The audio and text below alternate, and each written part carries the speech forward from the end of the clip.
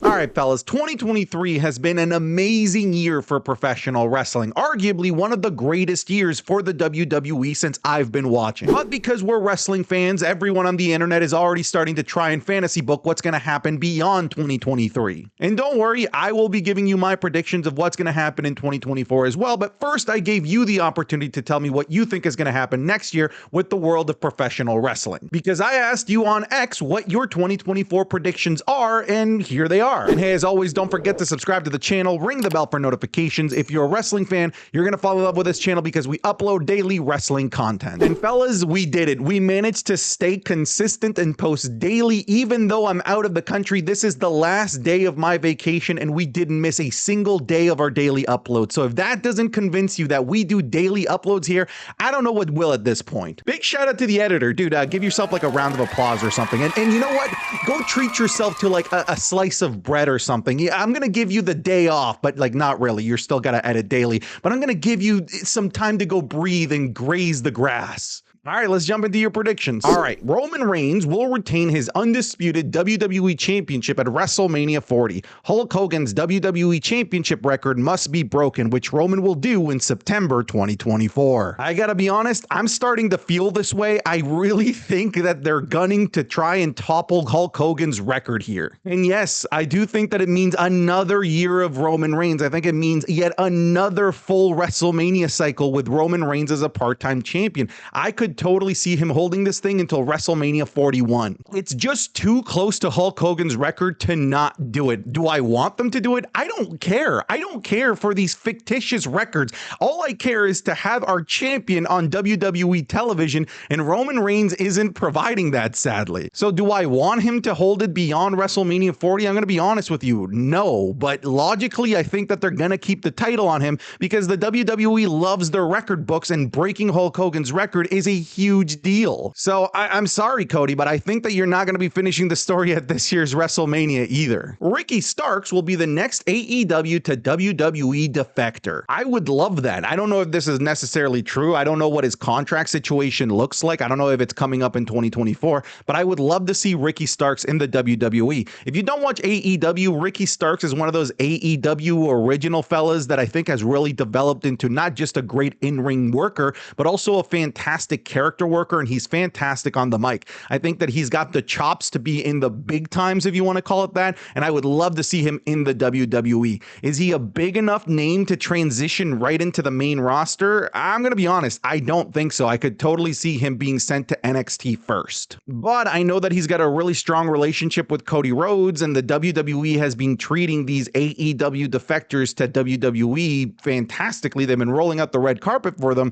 So if Ricky Starks is able to come to the WWE, I wouldn't be surprised if he's thinking that the grass is greener in the WWE today. Swerve Strickland will be the AEW champion in 2024. My friends, if this doesn't happen in 2024, then AEW is absolutely fumbling, and Tony Khan only wants to put the belt on his favorites. Because Swerve Strickland is the best thing going on for AEW at the moment. He is so good. The evil character that he's playing is one of the best things that's going on in all of professional wrestling right now, and he is constantly putting best match of the night contenders. This man is an absolute legend, and AEW could really cement itself as a ally of diversity by crowning him as the very first black AEW champion in history. So yeah, put the title on my boy Swerve. He absolutely deserves it in 2024. If you don't, then you're fumbling hard, Tony Khan. Chelsea Green will win the Money in the Bank briefcase. You know what? I could see this absolutely taking place. She is such a great type of character to put that briefcase on.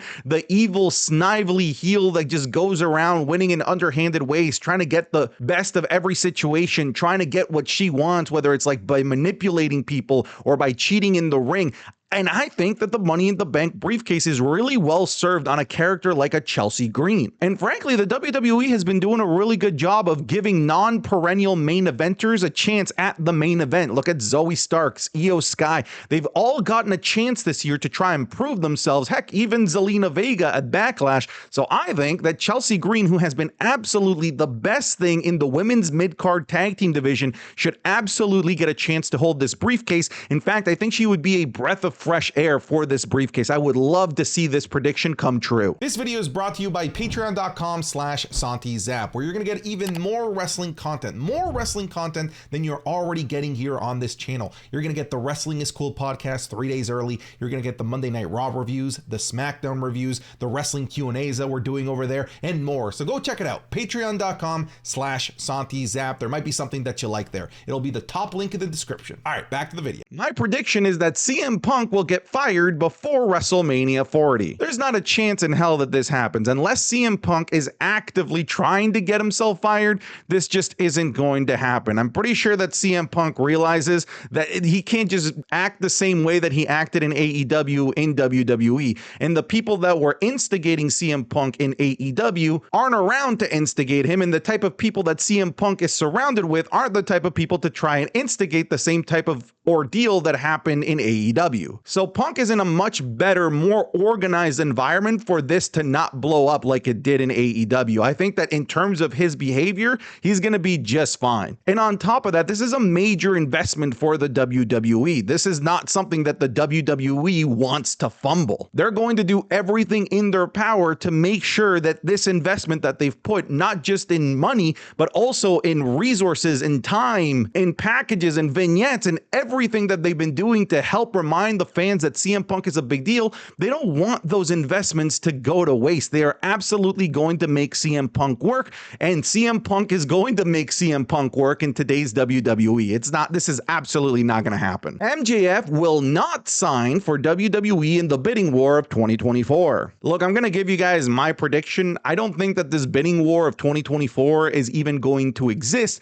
because I think that MJF has secretly re-signed with AEW already. Look, if his contract was really up in early 2024, January, February, whatever it is that people were saying, do you really think that he'd still be AEW World Champion? Do you think that he'd still be having these long-running stories with the Devil, with Adam Cole, with Samoa Joe? Absolutely not. They would have been trying and wrap those stories up if MJF really hadn't re-signed, just in case he does leave for the WWE, so that they don't leave just random storylines unfinished. Because of the current booking of MJF, I'm really convinced that MJF has already quietly re-signed with AEW, and he won't be coming to the WWE until at the very least when he's in his 30s. But again, the 30s is kind of like prime years for a wrestler, so I mean, it wouldn't be the worst thing for WWE to get a more seasoned MJF anyway. Ludwig Kaiser will go solo and defeat Gunther at some point, whether it be for the IC title or not. I could see a world where Ludwig Kaiser goes solo, but I don't see a world where he defeats Gunther. I also don't see a world where Ludwig Kaiser even takes on Gunther, if I'm being honest with you, because I don't see Ludwig Kaiser ever becoming a babyface, and I sure as hell do not see Gunther becoming a babyface anytime soon. Look, Ludwig Kaiser is, up to me at least, a forever bad guy. He looks like a James Bond villain, for God's sakes. That guy can't be a good guy ever. But I would love to see him have a singles run because he is so good in the ring. He's a fantastic character worker. His body language, facial expressions, the way he speaks on the mic is so different, so entertaining, and it's captivating that I would love to see more of an individual run for Ludwig Kaiser. But I think that he would be playing a bad guy. I think that he would be playing a heel. And I don't know if he would necessarily get kicked out or excommunicated from Imperium. I could see a world where they just get separated because of the draft. So I do see a solo run, maybe not even necessarily in 2024, but I do see it in the future for Ludwig Kaiser, but I don't see a feud between Ludwig and Gunther. Drew McIntyre will win the World Heavyweight Championship, potentially at WrestleMania 40, and then get cashed in on by Damian Priest. Wouldn't that just be the cherry on top of the complete downward spiral of Drew McIntyre and his character? Frankly, I would love this because it would descend that character into an even more dark, even more evil place than he's already in. So for me, I'm down for this to happen to poor Drew McIntyre. As much as I love Drew McIntyre, you know, there's some characters that work really well when adversity is placed in front of them, and I do believe that whether he's a good guy or a bad guy, that Drew McIntyre is one of those characters that thrives in the face of adversity. adversity. And the story that they've been telling, this like kind of threesome between Seth Rollins, between Drew McIntyre, Jey Uso, the Judgment Day, it just makes sense that this is where it's going to go. So I could totally see this happening. I don't think it's at WrestleMania 40 per se. I just don't see that being the case, but I do see it happening sometime soon in 2024. Heck, you know, it's not even crazy to say that maybe it happens before the end of the year. Gunther will win the World Heavyweight Championship and defend it against Ilya Dragunov at Bash in Berlin. Look, in terms of a dream match, I would love for this to happen, but the fact of the matter is that if they're going to do this, they need to bring Ilya Dragunov up to the main roster and develop him and make him a main event contender quick. Because Bash in Berlin is at the very end of August, giving us about 9 months to try and move up Ilya Dragunov to the main roster so that the fans know who he is, and building him up to the point where he's a credible contender for somebody like Gunther if Gunther were to be going into this thing as the World Heavyweight Champion. But there's a problem, because Ilya Dragunov is so interweaved and so important at the moment to NXT. I mean, at the recording of this video, he's the freaking NXT champion. So if he does lose his NXT championship at the upcoming NXT deadline, then I could see this being the case if they move him up right away into the main roster come January. Because if he ends up holding this title, let's say for a couple of months, and now we're in March, and then you move him up to the main roster, I just don't think that you can credibly build him to be a contender for the World Heavyweight Championship that quickly in front of a crowd that doesn't fully know who he is. You have to remember that you are a hardcore fan. I am a hardcore fan. You and I both know who Ilya Dragunov is. You and I both know how good Ilya Dragunov is. But the random Susie and Sally and Danny in the WWE universe that don't watch NXT,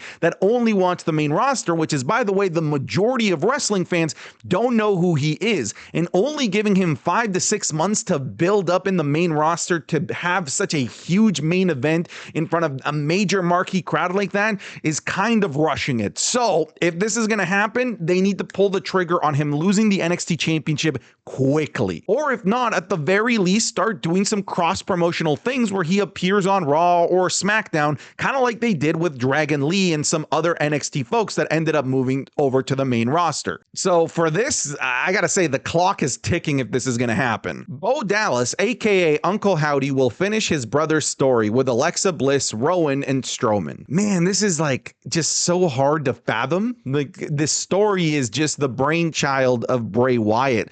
And without him, I just don't think that they can execute it in a way that we're going to think that it's good. Like, obviously, Alexa, Rowan, Strowman, and Bo Dallas are great workers, but they just are not Bray Wyatt. And I don't know, man, I feel a little bit weird seeing a Bray Wyatt related storyline without the mastermind behind that story being there. I feel like we would be getting the ending of Game of Thrones if George R.R. Martin were to die and somebody else were to write the story, if that makes sense. Something tells me that they're just not going to revisit this. That's where I would put my money on, but I think it would be nice if they were to do something, but I think that they're going to put a pin on the whole Uncle Howdy thing, and I think they're going to be moving forward from this. Carmelo Hayes debuts on the main roster. Look, with how patient they've been with NXT top talent moving over to the main roster, I wouldn't be surprised if Carmelo Hayes doesn't move up in 2024. Look at Braun Breaker. How many people were expecting him to be called up in 2023, and he's nowhere near the main roster, it seems.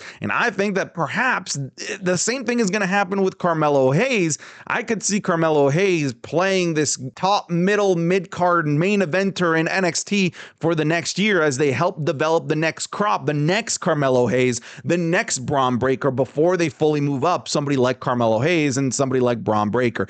Braun Breaker, dude, if he doesn't get called up in 2024, that's a travesty, but I could see a world where they keep Carmelo Hayes a little bit longer to help not just season him, but also season the up-and-coming NXT main eventers. AJ Lee will return. Well, I mean, the options are there. I mean, we already did the hard part. We already brought back CM Punk, so AJ Lee should just just be a given at some point or another, whether it's for a Hall of Fame induction, an appearance, whether she gets herself involved in a storyline, appears at the Rumble. I think that there is a lot of ways that you can integrate and bring back AJ Lee. Maybe not even as an in-ring performer, but yeah, I could definitely see this happening in 2024. Okada will join WWE. This would be bananas. In fact, I'm going to be honest with you. I thought that the Shinsuke Nakamura vignettes of him begging for a new contender, I thought that was for Okada. For those that don't know, Okada is like the gem of New Japan Pro Wrestling. Maybe think like WWE's Roman Reigns. Like if I'm trying to make a comparison, like Okada is that guy in Japan. He's the guy that puts on those like 5, 6, 7-star matches in the Tokyo Dome that fella Dave Meltzer just seems to cream himself about every time. But if you're not in the loop, I'll quickly catch you up because Okada's contract with New Japan Pro Wrestling is allegedly running out at the end of February 2024, which would make him the biggest free agent available, not just again for the possibility of him to re-sign with New Japan, but also for AEW, Impact, and WWE. Let's be honest, Impact's not in the running for this. And with how strong WWE has been finally treating Japanese WWE superstars, I could see that being a strategy to try and get Okada to sign with the WWE. He's made appearances in AEW, so if he were to sign with a North American promotion, I would assume that AEW is probably the favorite, but if WWE wants Okada, I think that they're going to go all out to get him. So I'm going to say that, yeah, this is going to happen in 2024. CM Punk will be World Heavyweight Champion.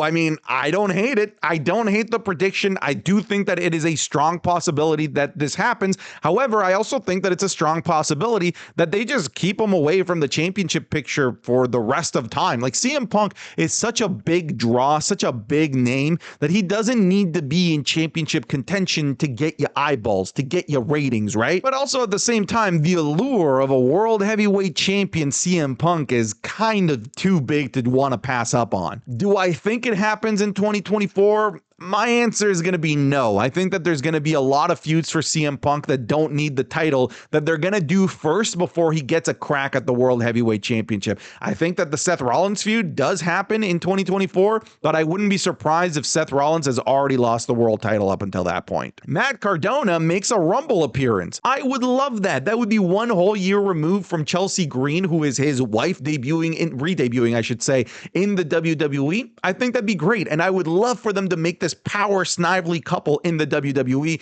Give me Matt Cardona, aka Zack Ryder, in case you don't know that that's his real name. Zack Ryder, Chelsea Green, put them together in 2024. Bye-bye, wise man. I'm assuming that you're predicting that Paul Heyman is going to retire in 2024, and I do think that is a strong possibility with the potential of a Hall of Fame induction in front of a Philadelphia crowd. I hope not, because Paul Heyman is just so good. He's just such an amazing presence on WWE television. I hope it doesn't happen, but if he decides to hang it up, then, dude, one of the most legendary careers in wrestling history right there. Gunther walks into Bash at Berlin with the World Heavyweight Championship. This would be pretty cool, and I do see this happening because I do still think that he is going to win the Royal Rumble, win the World Heavyweight Championship at WrestleMania, and I could definitely see him carrying that championship at the end of August for Bash at Berlin. I could see this happening. Finn Balor will finally become world champion after 8 years. Dude, just let this dream die. It's not going to happen. I love Finn Balor, but if it didn't happen when he had the perfect storyline to do it, the 7 years of agony and hell against Seth Rollins, if they didn't pull the trigger then when everybody wanted them